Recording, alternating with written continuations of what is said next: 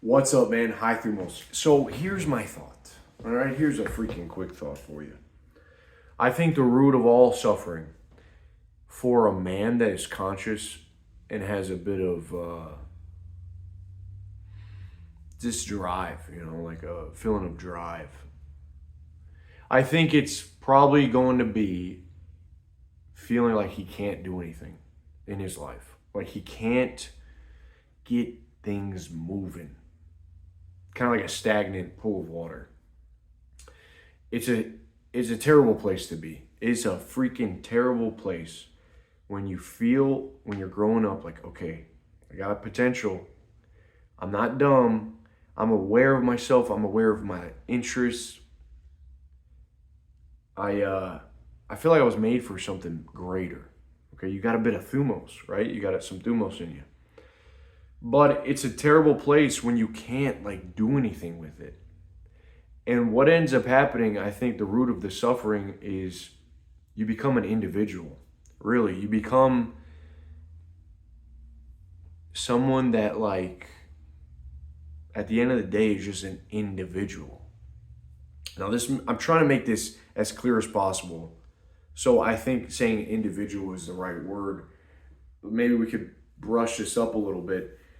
When your life revolves around maybe video games and you're getting older and you got a girl and you kind of work out now and you go to your job, there's a sort of like lingering doom that maybe you feel in your head. It's how else? I mean, what else is there? Like you kind of walk in this path, but the light slowly starts to fade from you. So I think you become more of an individual. You feel less like when you were a kid, you kind of dreamed big. You had a lot of energy. You were pumped about ideas. You were ready to go. You have to do something about that.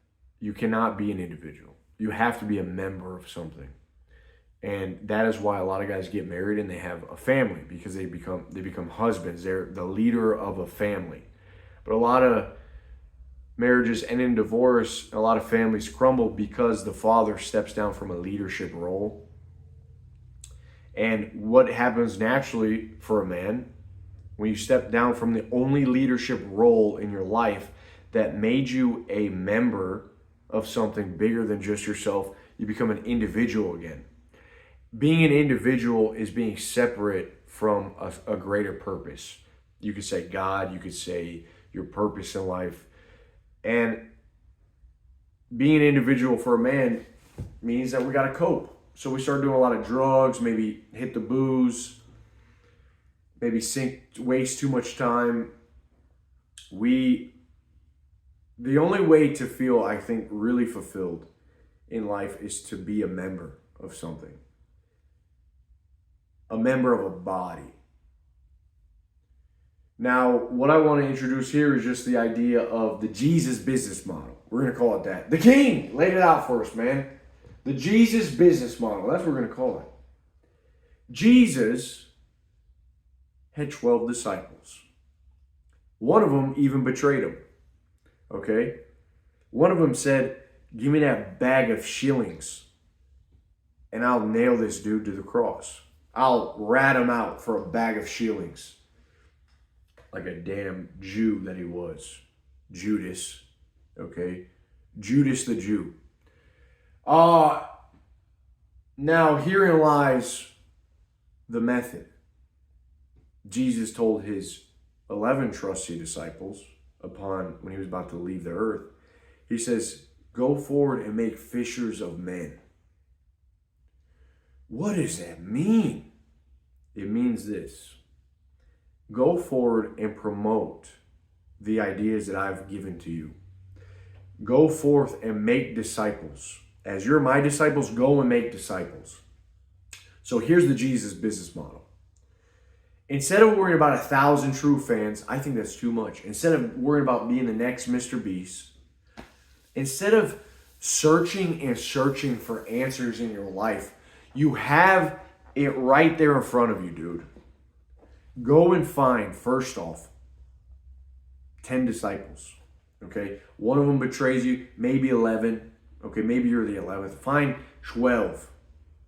You're a disciple yourself. You ain't no one special. Jesus, after all, was from a lowly state. You know, just a carpenter's son, helping his dad do some work around the house. Joseph, he was like not even they didn't even write about his childhood because it's not worth noting. One time he was seen in the temples preaching, but he was not that great of a dude, that great of a kid. He didn't do anything crazy, so they didn't write about it. But so he ended up finding a couple people that believed what he was here to do. And what was he here to do? He was here to do the work of his Father. What does that mean for business? Well, here, let me show you. Whenever you promote an idea, you're doing the work of your forefathers. When I promote to you jiu-jitsu, I'm doing the work of the Gracies. Okay? Damn Gracies got me doing their bidding for them. Come on, man. But seriously, I'm doing the work. Joe Rogan did the work of promoting jiu-jitsu to the masses. He made jiu-jitsu disciples. He made UFC blow the hell up. I can guarantee you, I've made 12 jiu-jitsu disciples just from yapping about it on this channel. I can guarantee you from those like 2 disc golf videos that I made, I've made 12 disc golf disciples. Now, say you got 10,000 views. My average video does about 10,000. At least 1%, actually less than 1%, at least 10 people went out, bought a little disc set, and tried throwing. I can guarantee you that. I know from the comments. They just said, like, I'm going to go do this. From people in our group that had done it. I made 10 disc golf disciples. Now, if you can get 10 people to get on board with an idea, you could do the work of your hobbies. You could promote a vision. You can get 10 people. Now, once 10 people are sold an idea, they will also tell 10 other people. Okay? I can guarantee you that I got 10 people, hundreds of people to eat sardines. I can just guarantee you that. I mean, listen. Remember that video? If you have a small peen, eat your deans. Right?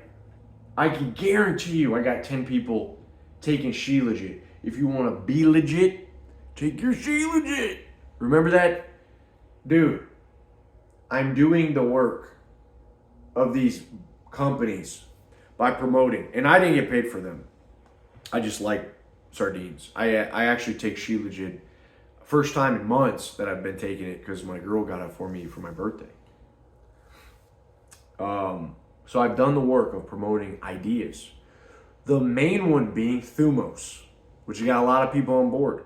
The idea of spiritedness. The idea of being filled with that thumos. High thumos, baby. Hopefully that's resonated with you and it's made you feel it in your belly. That fire in the belly. Not from eating too much spicy food, but from being a freaking man of will and thinking that your life has meaning. But what I've noticed a lot, and I find this in myself, is there is a propensity for dread.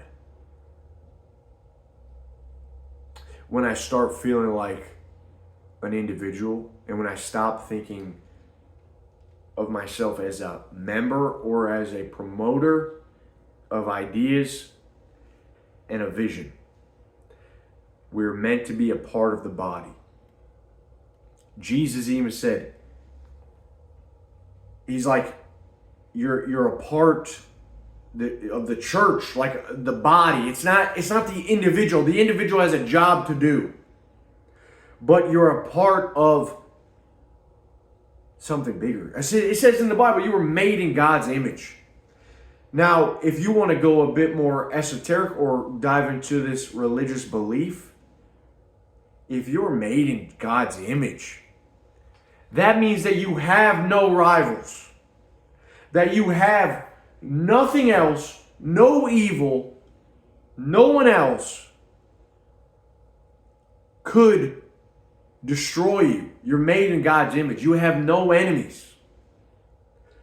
The only enemy that could exist would come from within, would get you to believe that you're a victim, that you're not made in the image of God, that your life doesn't have meaning, that you're an individual, that you're a cockroach on this earth. The enemy would have to talk to you from within. It would have to not talk to you from, it would have to sort of scrunch up, conjure up all of this ideas that kind of, maybe you see it, so it goes through your eyes and then it gets into your head and it contorts the spirit inside of your head. That this idea, as kids, everything's new. So you're looking at it, you're taking it in, it's all beautiful. Wow, big world. Friends, can't wait to go ride my bike. It's fresh, it's new, it's God. It's like God playing in a playground. You're made in the image of God. And as you get older, you see too much, you hear too much. Without the right belief system, you're not able to process all of this stuff. Be careful, little eyes, what you see. I remember this song in Sunday school. My mom would sing it too. Be careful, little eyes, what you see. Be careful, little ears, what you hear. For the Father up above is looking down with love, so be careful, something like that. Okay? So it starts coming in. It perverts your idea. So the corruption starts from within. The devil is the master of the Trojan horse. That's really what it is. Okay? So let's move on from here and realize if you have no enemy, if you're not made to be an individual, you're supposed to be a man of thumos power, that means you have the responsibility to promote and to be a fisher of men. Okay? To be fishers of men in their hearts, to go forth and make disciples. What a freaking thought that is. We're going in, man. Let the freaking light in, baby. Shine that freaking light. Let's go. Hallelujah. To get to that uncovering of, do you guys understand what I'm saying? Like, you're a conscious person. You're not an NPC. You're not here on this world, this earth, to fire up the next video game. Whether that be the newest Kingdom Come Deliverance 2, which I really want to play, but I don't have a PS5. I can't get it out of my head that when the character is hungry and when it gives me the option, do you want to make your main character fall in love with his companion? You want him to be gay? We'll give you that option, man. Us at Warhorse, we're going to give you that option. Henry can be gay. I can't get over this idea that perhaps I am almost like playing with Barbie dolls. When my character gets dirty, I got to give him a bath. When my character is hungry, I have to feed him. Am I not sort of playing with Barbie dolls? So I can't get that out of my head. As much as I want to play it, there's something there that keeps me from, for now, keeps me from, playing the first one. Also, the loading times I heard are horrendous. But listen, it does look like a great game. I digress, so I need to get away from talking about this because now I'm just thinking about, I can talk myself out of not playing it by saying it's Barbie dolls. But is it fun? Yeah, it's probably a fun game. It's probably a great game. There's a lot of great games. Deus Ex, kind of a sim too. Was it playing with Barbie dolls? No, that was a great freaking game. Mankind Divided, great freaking game. All I'm saying though, and I use this analogy, is because Why are the video games so attractive? Because they simulate a life of discovery and just novelty that I don't have as an individual.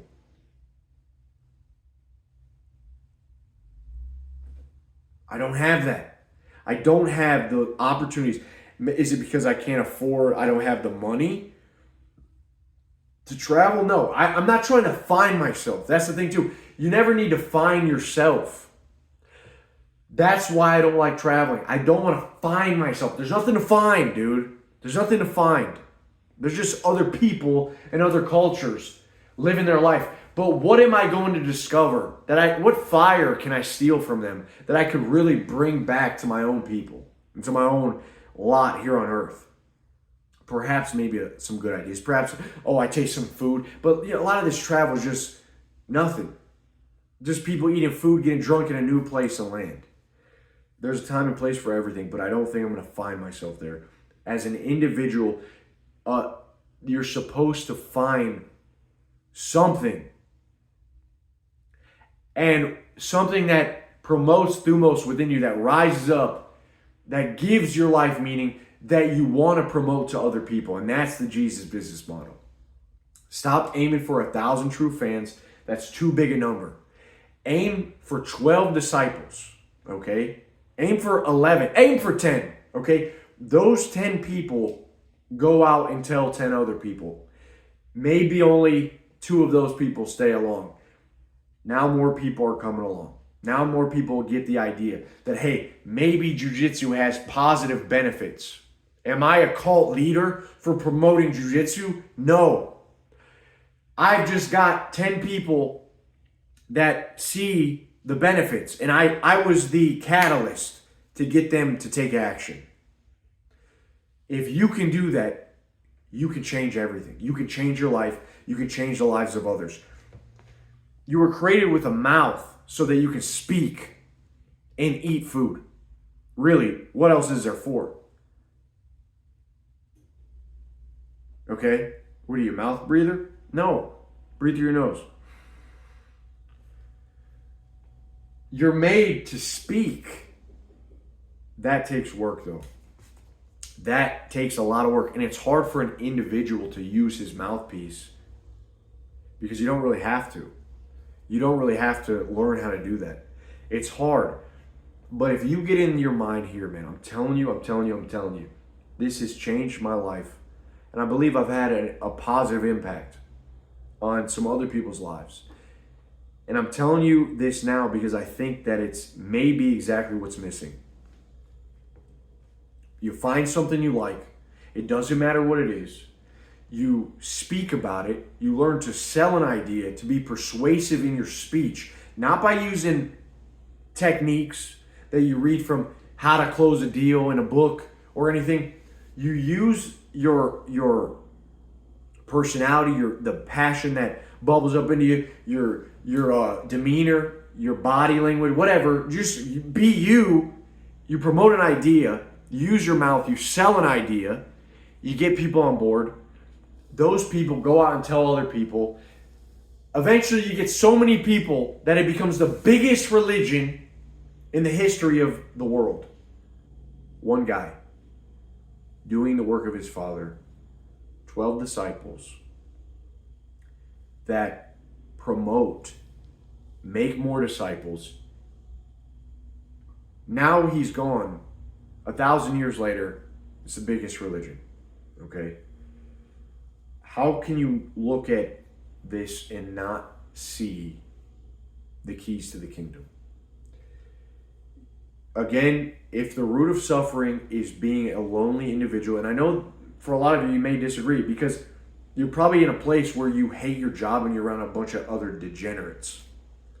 Or you're struggling to pay bills.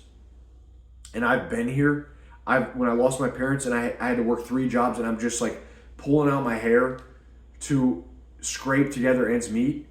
It was very hard to keep the thumos alive, But I believe what kept me is this wasn't corrupted. This wasn't allowed to get corrupted. I mean, the temptation definitely came from within, the whispers and the perverse, like, corruption of trying to tear me down on the inside. Like, you can't do that. You're just like, you're nobody, dude. You're nothing. I never let that actually penetrate. There was always a sort of more stable mind there. And I don't know if a lot of people have that same thing nowadays, because it's just getting tough. It's getting real tough. Like, I didn't have the internet access growing up a lot. I didn't have a lot of I didn't have like a drug phase. I went to church every Sunday with my parents. You know, I had a good upbringing. I was homeschooled quite often. I went to public school as well, but I think for the most part that foundation was set. That's what I'm trying to say. It was set. So I was able to ward off some of those evil, you know, that black magic, that constant just onslaught of negativity. It sort of had a positive foundation in place. So, yeah, you might be in a place now that it's really tough to see the light, but all I'm asking you to do, spend this weekend. What do you like? What do you like? Come on, you like something, dude. And if it is video games, that's fine. I'm not bashing video games. I'm saying I think the addiction to video games, or perhaps even the longing to dive into video games so much, escape, is because we find ourselves alone without a tribe. And we can find our tribe in video games. We can find our people. We can find our purpose in those. But your life has meaning, and you're meant to be a member of something, to be a leader, to push ideas, to rally people around an idea. This may take years to do, but at least that campaign is worth it, okay? At least the dread is like, at least the dread goes away. Like, you'll face plenty of problems, but at least the dread goes away for the most part. At least it gives you something to freaking keep chugging away at. Chipping away, because you do, it is like being on a campaign. And at first, you're like a crusader, you know, like you're like, come on, guys. Can't you see? Can't you see? How awesome. And then you start getting your people, and you start feeling like you're going to war. You know, you start getting your little army together. You start thinking, well, we're actually in it now. We're actually like, okay. At first it's slow. And again, you got to be that person that believes. I think it's time to really delusion max. I said that today in our group. I think it's time to delusion max, dude. You got to believe more than you don't believe. You have to have faith as big as a mustard seed. You could say to this mountain, be thou removed. Mountain, get up and toss yourself into the sea. Delusion max. Be a bit delusional. Even if you think the world's going to shit, which I don't, but I know a lot of people do. I can't believe it. You really believe this? You really believe that the world's going to shit? You really believe that everything is fucked up? Really? Delusion max, dude. Cast that out into the sea. That's a mountain in your mind. Cast it into the sea. All it takes is a bit of faith. Say to that mountain, be thou removed. So your life truly does have meaning, man. I want you to believe that. I don't know how else to tell you. I can't tell you what the passion is you find, but I can tell you that if you just set out on this Jesus business model, you can create disciples. That create disciples. That don't do it for any monetary gain. Don't do it for like some perverse reason. Do it because that's all you really know to do. There's really nothing else that I could think of worth doing than promoting ideas. Than promoting ideas that make someone's life better, or provides a bit of hope, or gets them on their way, lifts them up when they're down. I don't know about you, but that's not just like some self-improvement thing. That's literally eating sardines. I guarantee you I could get 1,000, I could start a sardine channel. And I could get 1,000 people to subscribe. I would make so many sardine recipes. I would be the sardine king. Think of Liver King, but for sardines. I would be that guy. I'm telling you, I truly believe in sardines. I freaking love them. I would eat them every freaking day. I kind of do eat them every day. And I found multiple things. That's why I love the disc golf. I go disc golf with my freaking neighbors sometimes now. And I'm trying to find a way to position myself where I can get more people on board when potentially I can get a disc, a Thumos disc, freaking. But people don't see it. They don't see what they see a bunch of fat potheads playing disc golf and think that's a sport for losers. But I've been in there, dude, and I've seen how you can bend a shot around a tree.